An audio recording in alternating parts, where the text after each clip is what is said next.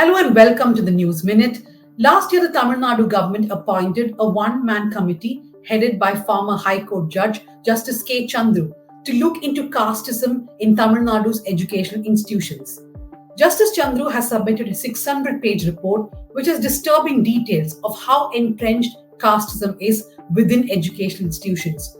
Joining me today is Justice Chandru to speak about his report and my colleague Azeefa Fathima, who has read the entire report and she has written about it on the News Minute. I recommend that you read the story. But before I go to the interview, remember, for us to do meaningful journalism, to bring you meaningful conversations like this, we need your support. We are a completely ad-free platform, so do take a paid subscription and support our journalism.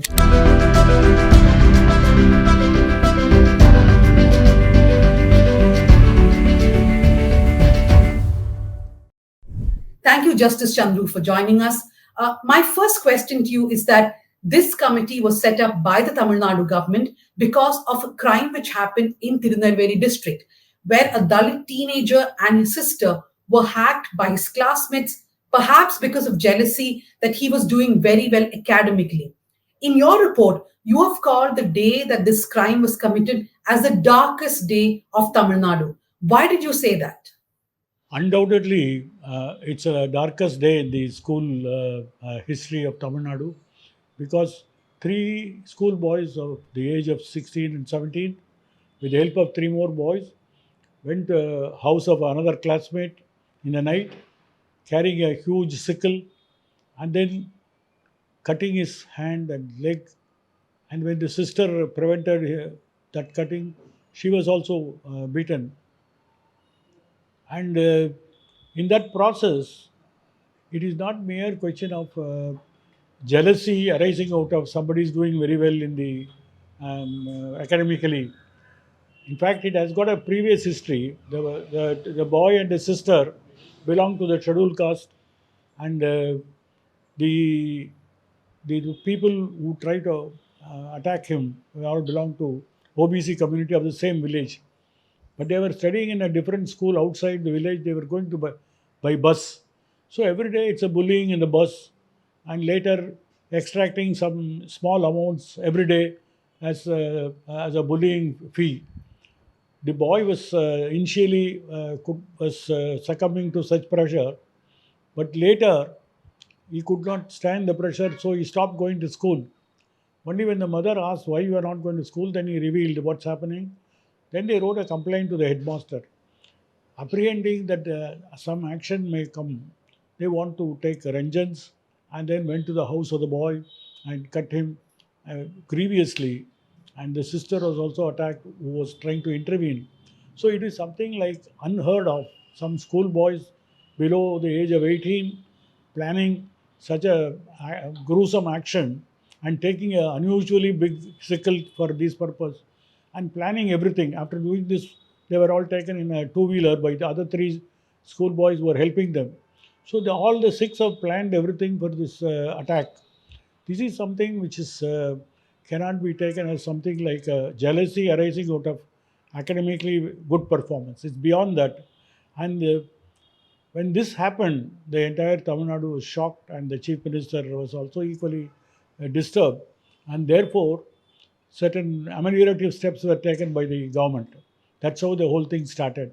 Therefore, in my report, I've called this as darkest ever in our school history. Justice Chandru, you also visited the teenagers who were arrested for this crime. How was your interaction with them? What did they say? What about their families? How did they react to this crime? I went to Tirunelveli mostly to visit the boy who was assaulted and also the three persons who have been arrested and kept in the observation home for 35 days. Now, I went not because of my brief was to find out what really happened in Nanguneri. It became a part of a criminal case and then it's going with the speed in which it's required. But what is the requirement why I went to Tirunelveli was that the term of reference given to me in the one-man committee was that I should meet the children in conflict with law and also the affected children. Therefore, I went to the Chinnadurai's house. Chinnadurai and his sister living with the mother. Now they have shifted. They are no longer in the village and they have shifted the house to Tirunelveli. House has been furnished by the government, and the school also been shifted. Now he studies in the city school, in a minority run school, St. Xavier School, and he completed his course. Now, first, what I did was I called the three boys and tried to talk to them. And the matter is sub judice, and I never want to ask them about what really happened on the fateful night. But I wanted to know what kind of a feeling that they had when they were arrested, taken to the police station. Later, the juvenile board remanded them in the observation home. They were there for 35 days, and then after 35 days, they came out on a bail. And therefore, I asked them their experience in the observation home, and also after they came out of bail, how the house, how the family, how the parents, how the village treated them. So this was my main point, is that firstly, they were in a shock because they were beaten in the police station. Later, they were not very good treatment in the observation home. They were kept in a solitary confinement behind the bars, and they were not very happy with the food. But my main point was, after this experience, when they went home, what was the reaction of the parents? They told me that the mother treated them very well, made them some good cookies for them, and father never even scolded them, not even a word of condemnation. And not a person in the village ever stopped their children from interacting with these boys. In fact, there was a village meeting um, trying to increase the bitter feeling more, and there was a meeting was also held. Therefore, in my report, I have said that these things can't be solved within the school campus. When they receive such kind of a cushion or a reception at the village, I think what is to be changed is not the boys alone, their parents, their community, their street people, the whole village community has to be changed. Therefore, there is a larger task with the government to make steps to bring down this kind of a communal hatred and communal feeling within the rural areas. It is in that sense I met these boys, and I've recorded my impressions about meeting with them. So it is in that sense I met them. But my point was not to find out what really happened in the Nanguneri, that the criminal case will go on. But the boys were also ignorant of one fact, that after their bail, after 35 days in the observation home, they failed to realize there is a trial which is waiting for them. In the trial before the Juvenile Justice Board, ultimately the court finds them guilty of what they did. They can be detained in the special home for next 3 years, which they were not aware of. When I mentioned such a possibility is also there, they were taken by surprise. They were really became very sad also.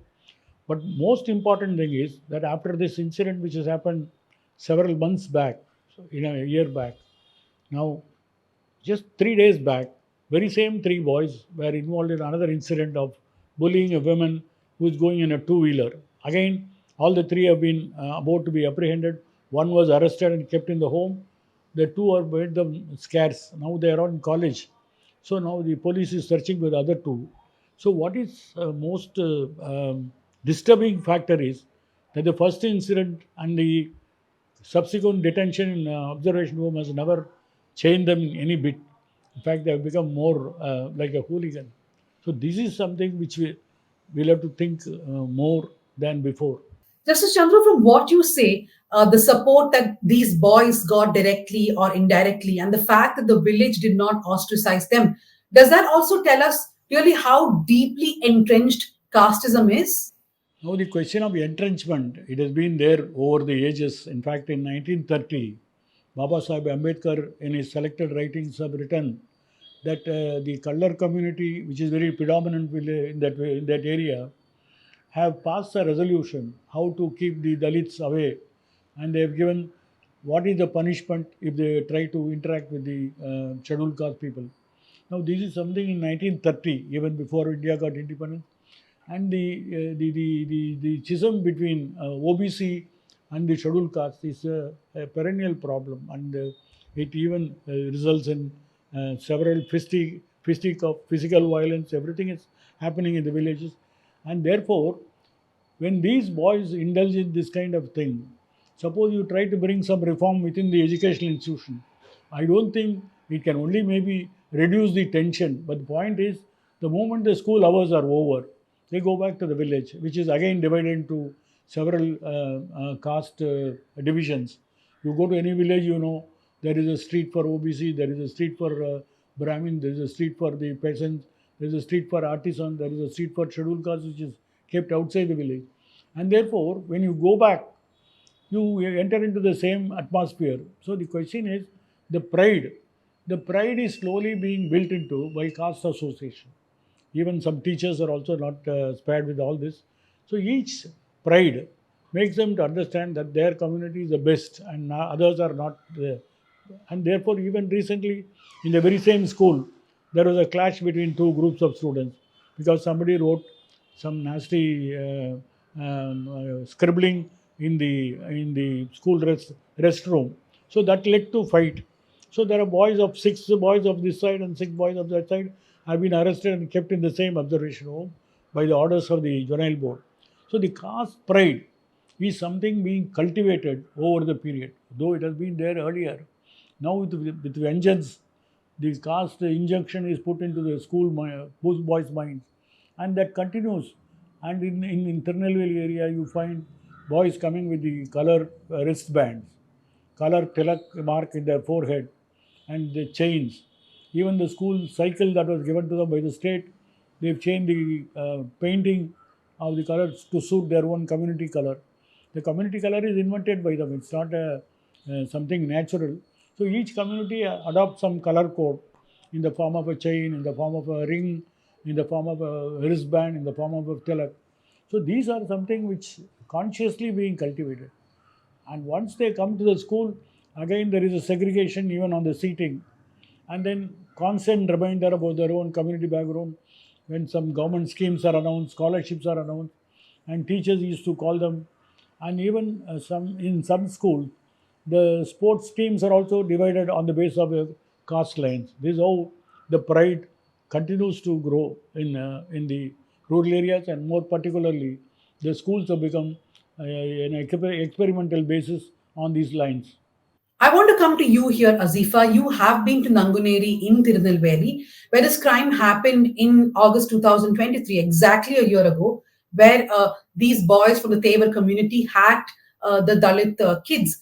So, does this Dalit family still have to live in fear, Azeefa? What did you see? Hi, yes, it is. It has been a year now, and the family is not exactly still back in Naguneri. They've completely relocated to another city, and both the children are studying in that neighboring city, and the entire family has also relocated there.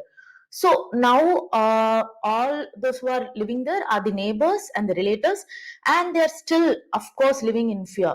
While those accused in the case, those boys are living without much of any repercussions.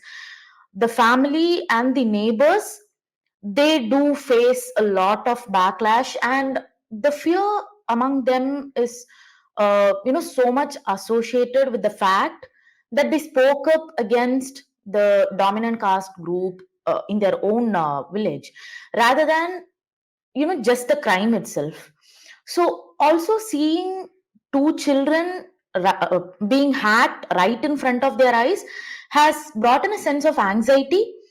And some of the parents who spoke to me even as latest as a couple months ago told me that they're scared if their children do well in schools, so they don't want them to excel in studies anymore. They just want the children to pass and get educated, and that is enough for them. So this is the sense of fear and anxiety that this incident has left behind in Naganeri. Justice Chandru, I want to now move on to some of the other things that the committee looked into. When you asked for responses from people, you have written about a particular college in Tirunelveli, the government college of Tirunelveli, from which you got 1,400 responses. And almost all of it were students writing to you and saying that caste reservations should not be there anymore. What was your reaction to that? When as a one-man commission we send circulars to all the colleges, schools, headmasters, principals, the education department officers, we were getting some responses all over. but it did not come from any organized teachers association. It also did not come from any organized student groups. And some of the major political parties which are very vociferous, they were also keeping quiet about not sending the answers to the questionnaire. But what was curious was one government college from Tirunelveli, it was a girls' college, and the principal made every student to write a postcard, and they have around about 1,300 postcards. All of them were brought to me by a postman one day carrying a huge bundle. I thought there was really a good response from students. Later, I find out that the whole thing was a state managed because the students were given the address of the commission by writing in the blackboard, and then they were also told what to write in the postcard. Two lines were there that the reservation, caste-based reservation should go. That will be the end of caste discrimination, which is very wrong because most of the students and most of the teachers in the college were also beneficiary of such a reservation. And how they could hide all this and then write like this, we do not know. So in my report, I said this is a command performance that the principal who did not send any individual response to the commission's queries, she herself made the students to write like that. So my brief, my terms of reference was nothing to do with any reservation. But when I found the students and the two college-going students are ignorant about the reservation, which arose out of a affirmative action for scheduled caste, scheduled tribe, and socially, educationally backward classes, which has been evolved over the period from 1951 onwards. There is a constitutional provision under Article 15.4, 16.4, which has been built assiduously over the years. Now, the students don't understand what is the purpose of this affirmative action, and therefore I wrote a chapter in my report that what is the need of reservation. And I also said that some of these demands are some of the suggestions are very immature and stage managed, and they have not understood. So I have also said that it is high time the state try to orient and give a orientation to the children, to the schools and college children. What is the benefit that the social justice has brought in this state, and how the affirmative action in the form of reservation of educational seats and government employments have improved the real social status of the people. So I have also added a chapter in my report. But then this has to be understood because there are so much is talked about reservation. It's high time. Even today we have a EWS reservation. Even people who oppose the reservation, they are also getting reservation today in the name of a 10% under the 103rd Amendment. All that I have mentioned in my report. This is something which is very serious that we'll have to talk to the students on the real fundamentals of social justice. But Justice Chandru, keeping aside these students or the teacher who perhaps orchestrated this entire thing, there are a lot of people in society who believe that abolishing reservations is one way to do away with caste. What would you have to say to all those people?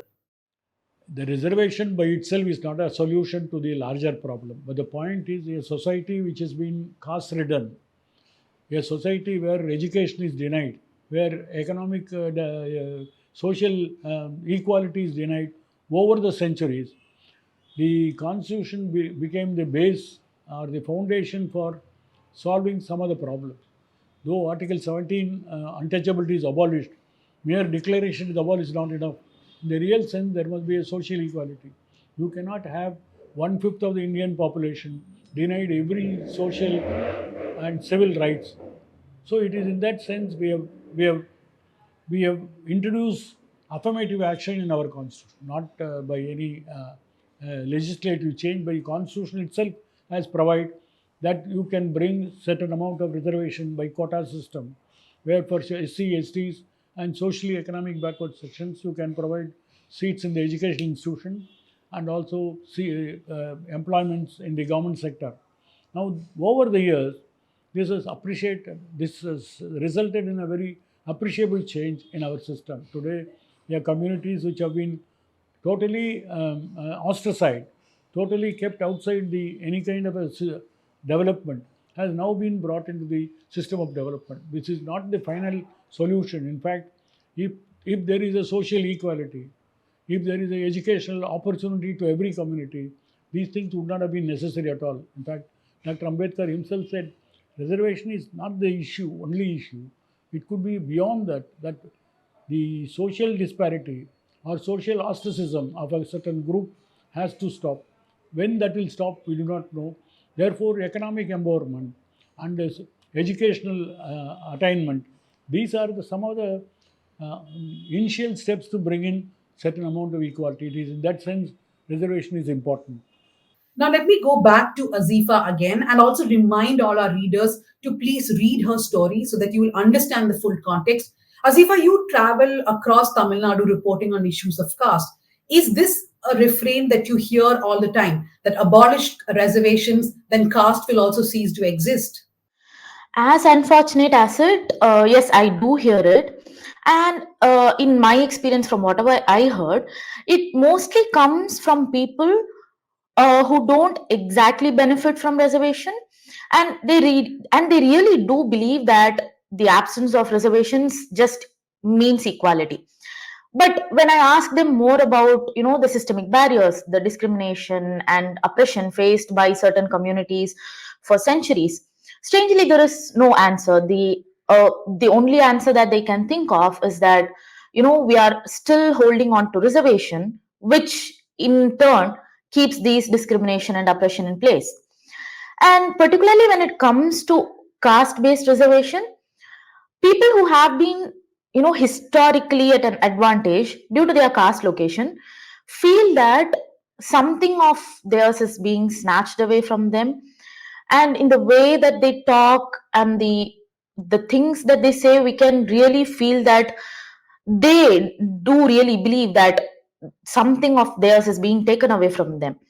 And I believe that this perspective often comes from a lack of understanding about why exactly a reservation is there. And it is extremely difficult to explain to them about the structural inequalities and the centuries of oppression that has been going on, and why we need reservation to redress this situation.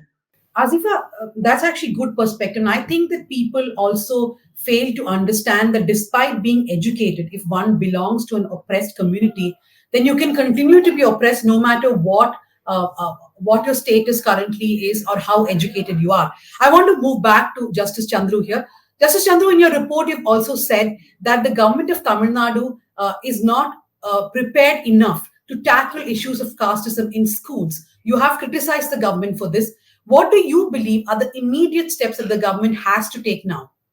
So when my committee started its work, we also wanted to find out there is a enough amount of evidence that there has been a caste discrimination and there is a communalization of a educational campus, not only in the college level, even at the school level.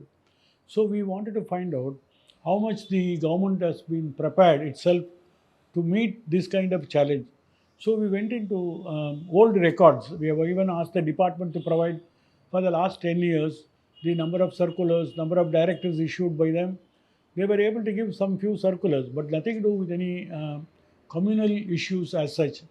The circulars they gave them was mostly POXO cases or drug menace or ragging or sexual harassment and all that, but nothing to do with any communal issues. But there is a growing rate of crime rate. Even school students are involved in SCST offences also. There are National Crime Records Bureaus get furnished those information. Then we were found out that how much the department was prepared. There are one issue.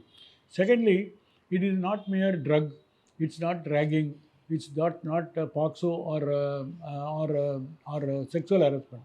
Everything also leads to finally to some communal clashes also, because if a boy belongs to one group rags the other group, then again the community comes to the rescue. So every problem which is otherwise looks very a problem by itself, the moment it takes place in an educational campus, then it also turns into a communal problem. Therefore, in my report, I have said two things. The communal issue cannot be seen in isolation. It has to be seen in the context of growing violence in other areas like drug menace, ragging, or POXO cases and all that. The second issue was that how the communal issue could be tackled But to my shock, I found the department was least prepared. Even in some of the universities, when I asked question, in fact, one vice chancellor in one of the university wrote a one-line reply. In our university, there is no communal problem. In fact, in day out, there has been petitions as how scheduled caste staff have been neglected, how they have been punished, how they have not been given positions. So I think it is prevalent everywhere, but they don't take note of. In fact, after the Rohit Vemula incident, UGC itself has sent a circular about maintaining ethics and a nodal officer to find out the grievance of SC/STs. All that is absent in our higher education institution. Therefore, the last 10 years study of my committee clearly found out that the authorities were not prepared to face this situation or not even identify the situation that is slowly creeping into every educational institutions. The approach, as you say, or rather the silence of teachers and teachers' organizations is quite concerning. But Justice Chandru, what can we really do to ask these associations to be more proactive, to see to it that there are no casteist crimes in schools, that that students are taught that casteism is not the way forward? Growing concern was what is the teachers association do in these matters? Do they really address in their meetings the problems of caste and communal discard? I find many of the conferences, their souvenirs, their articles, their magazines, there is hardly any reference to the issues of caste and communalism. So this is one area which is very darker area, coupled with the fact that almost all the organized teachers association did not even send a single page response to the committee's invitation. Now this is something which is very curious. I try to find out why, though there are retired teachers, those who are pensioners, those who are NGOs, they have all sent replies. But existing teachers association kept quiet. It is mainly because they feel this is a very an explosive situation where if they try to touch, it may even cost their own survival. Their own association may be plagued with such differences. I don't know.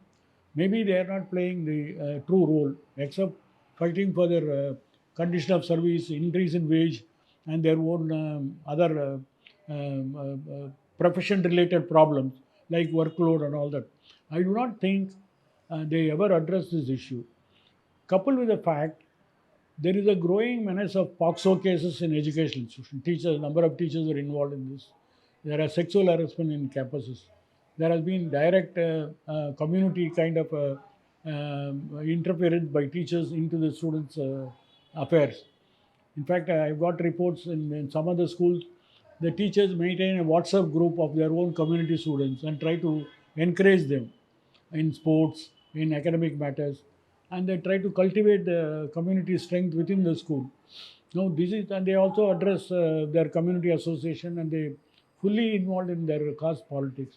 Now, this is something which I feel that more dangerous than generally blaming the politician. It's more, there is an explosive force within this campus itself, which will have to be first streamlined. Therefore, I made some suggestions into this, like grievance box, students' union elections, and the school welfare officer being appointed, and teachers being routinely transferred, and higher educational officers should not be posted if they belong to the dominant community in that area. So the requirement of staying within the headquarters, all this I have said that therefore some other teachers organizations are also not very happy with my report. But then nevertheless, somewhere down the line we'll have to start the reform process, and it should start with the teachers also primarily. Azeefa, I want to come to you here. Now, from what Justice Chandru said, there is a certain approach which teachers and associations have. But is that really surprising? Because look at the examples before them. We have politicians in Tamil Nadu who are openly casteist. Some of them, in fact, advocate violence against other communities, but they're still celebrated. So there are two parts to my question. One is that teachers associations, and others, they can take these politicians as examples, right? And second, when you travel and meet people who are casteist, who have even done violence, do you think they have a lack of fear of consequences?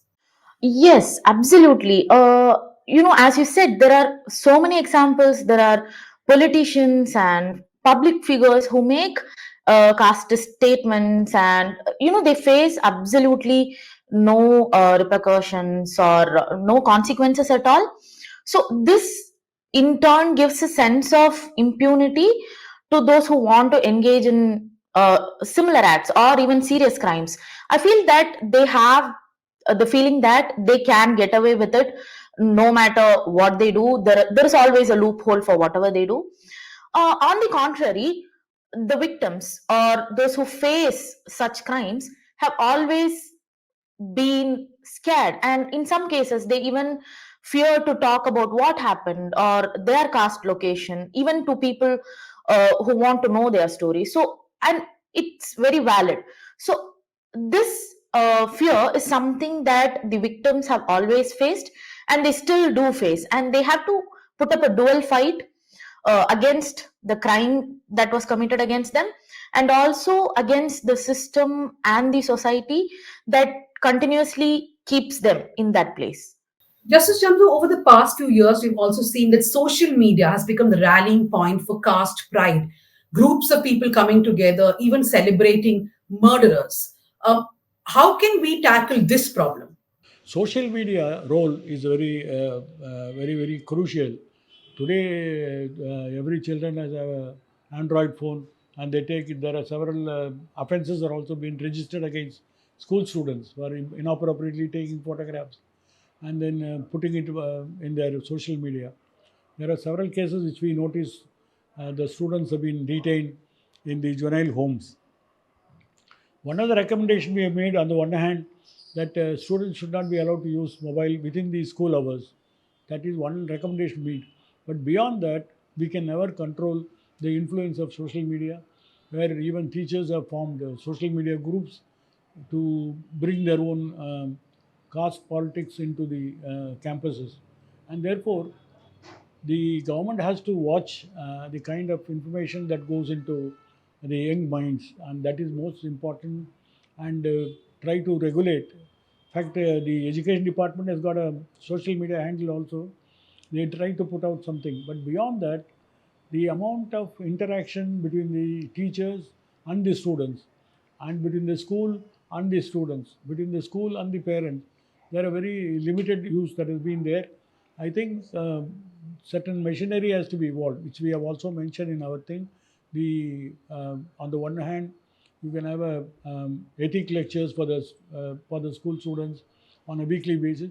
On the other hand, to try to see the content of the syllabus and the kind of input that goes into the campuses. So we have also suggested orientation program for students in the year beginning. Similarly for teachers, even curriculum of teachers, we have suggested some changes also. Certain monitoring of the curriculum, all that we have recommended, and we have given these recommendations to the government. Well, this has been a very meaningful conversation. I want to end it by asking you, Justice Chandru, how really can we educate our children? There are two things today. The children are prepared for themselves for writing the examination, getting higher marks, so that they enter into some professional institutions. But more important than is that the content of their syllabus, does it prepare them to become a good citizen, and that is most important. One of the recommendations we made is to review the existing syllabus and remove the communal and religious poison that has been injected into the school books. Beyond that, we have also wanted the children to be educated into the concepts of social justice. In fact, one of my recommendation I found in Kerala, they are having a student police cadet, SPC, a student police unit. It is outside the school. The entire village is made as a basis. So I have also recommended social justice students forum. That is, the students are prepared beyond the school to fight against social injustice and to fight for social justice. This is one of the most important recommendations I made, that unless the children's minds are ignited into a vision of social justice, into the concept of avoiding social discrimination, and to make them believe that all human beings are equal, they're born together and they'll have to live together. It is in that sense we'll have to prepare the students for future, not just for examination, but beyond the examination to become a good citizens of this country. And this force is a force to reckon with, and therefore we should start at the level of students to really inculcate the real education into them. The real education is an education for a social change, to retrieve this country from the century-old discrimination, and to make every citizen as an equal citizen, and the constitutional value is realized in their own lifetime. It is in that sense we'll have to prepare the students. Thank you for all the insights and perspectives, Justice Chandru and Azeefa. I would again ask everyone to read Azeefa's stories and also stories done by my colleague Nitya Pandian, who had also looked at casteism in schools. This will tell you the problems that Tamil Nadu is facing, perhaps not unique to the state, but definitely something that we have to watch out for, write about more, think about more. And before I end, once again telling all of you that do become paid subscribers of the News Minute, because it is important for us. We are an ad-free platform and we depend upon readers and viewers to support our journalism. Thank you very much.